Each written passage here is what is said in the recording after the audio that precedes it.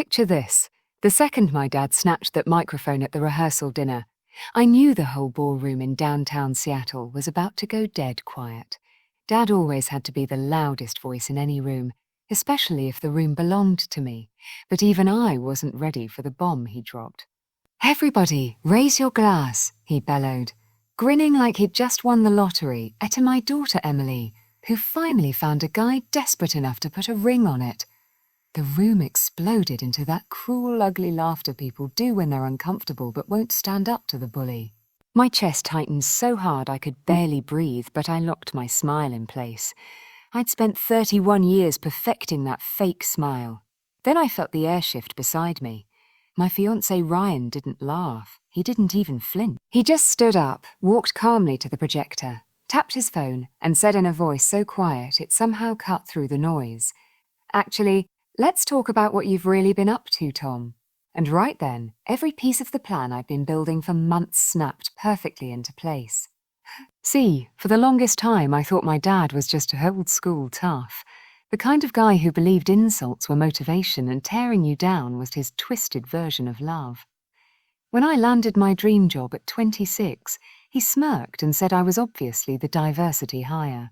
When I closed on my condo in Portland at 28, he asked which boyfriend footed the bill. The day I brought Ryan home, Dad looked him up and down and muttered, looks like the kind of guy who settles." I spent years folding myself smaller and smaller, trying to fit into the version of a daughter he might actually approve of. Truth is, he never wanted a daughter. He wanted a shiny trophy that only reflected how great he was. Then Ryan happened. Ryan saw every crack, every bruise, every scar Dad had carved into me with his words, and Ryan stayed. For the first time, I thought I'd finally escaped the man who spent my whole life trying to sabotage anything good I touched. But monsters don't retire, they just reload. It all started with the accountant Dad insisted we use. "Family keeps money in the family," he said, like it was some sacred rule, except little things started feeling off. Numbers that didn't add up, transfers labelled a routine that I'd never authorised, random expenses I'd never seen. I asked questions. I got eye rolls, smirks, and that condescending pat on the head like I was still 12. Then one night, while Ryan and I were signing final wedding docs in our apartment, I found it, a forged signature, mine, on a loan agreement tying me to 6 figures of debt, Dad's debt, and an email from him to the accountant that made my blood turn to ice. She won't notice. She never does.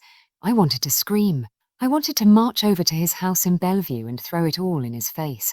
But something colder, smarter, clicked inside me. I went quiet, and I started planning. I learned to watch him the way a scientist watches a virus. Detached, clinical, taking notes. Every snide comment, every fake document, every text he sent when he thought I was still his clueless little girl, I saved it all. I hired my own lawyer, pretending it was just for a prenup. I brought in a forensic accountant who eats hidden fraud for breakfast. And then I learned the golden rule. If I got married before that fake debt hit the public records, I'd be legally on the hook. But if I exposed it after the wedding, in front of 200 witnesses, the fraud would be undeniable and I'd be untouchable. So I set the trap. And I waited. Ryan knew most of it. He never tried to talk me out of it. He just looked me in the eyes one night and asked, "Them, are you sure this is what you want?" I'd never been more sure of anything in my life. We fired Dad's shady accountant and replaced him with a federal investigator who could play the part better than any actor. We traced every dirty transfer. We built an airtight case that would ruin Dad financially, socially, legally, everything. All we needed was the perfect moment, and dear old Dad handed it to me on a silver platter with that disgusting toast. The second Ryan hit a play, the projector lit up the wall behind the head table. Bank records, forged signatures, emails straight from Dad's account. The laughter in the room died so fast you could hear the ice melting in people's glasses. Ryan's voice stayed calm, almost gentle. "This is what Emily's father has been doing for months, stealing her identity, trying to bury her under debt he created, and bragging that she'd never figure it out." Gasps, whispers, people turning to stare at Dad like he'd grown a second head. Then the investigator stepped forward in his cheap suit that somehow screamed authority. "Thomas Harrison, you're going to need to come with us."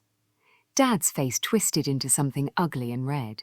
You think this little girl outsmarted me. She's nothing. I stood up slowly, walked over until I was close enough for only him to hear, and said, "No, Dad.